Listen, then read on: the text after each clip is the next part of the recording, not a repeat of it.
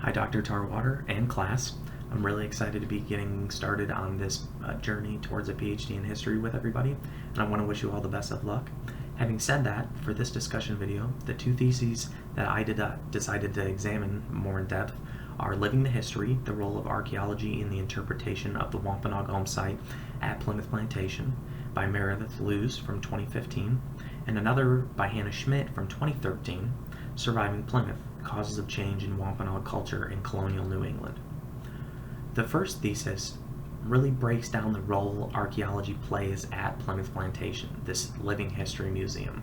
The author describes how the museum, unfortunately, rarely incorporates archaeology into demonstrations or displays. The thesis explores how archaeology is incorporated, though, within the museum, and also examines the role that the Wampanoag home site, sitting on an actual archaeological dig site, plays within the museum itself.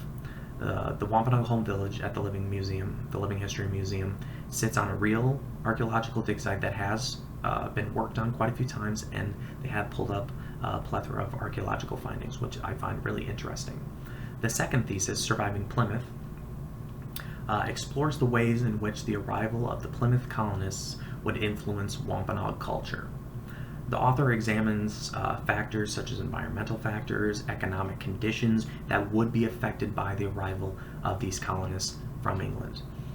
The work really does well to explain how many historians are now beginning to kind of shift their perspective in terms of their historical writing and historical narratives to the perspective of Native Americans.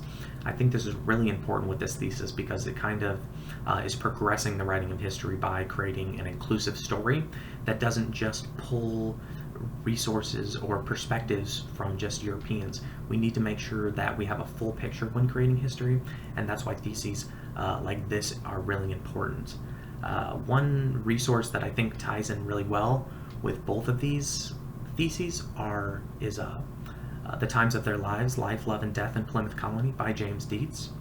It's a really simplistic yet incredible book that sheds light on what some might consider the mysteries of Plymouth Colony, or a lot of the myths of Plymouth Colony, the Thanksgiving myth, and breaks down in a really plain, easy to read way what really happened during the first year of the Pilgrims' arrival, and also just during the early years of the colonists interacting with the Wampanoag and other local native groups such as the Narragansett, Nauset,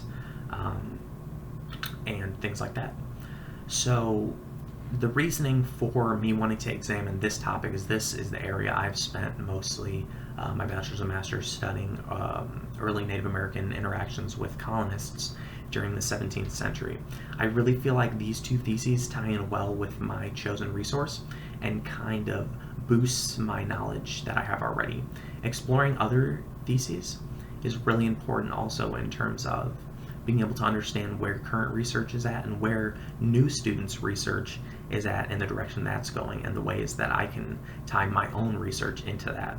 So, having said that, I want to thank you for watching this video. Again, I want to wish everybody the best of luck beginning this journey towards our PhDs. I know that we can all be successful, and I look forward to replying and watching your videos and looking at your discussions. I hope you all have a great day.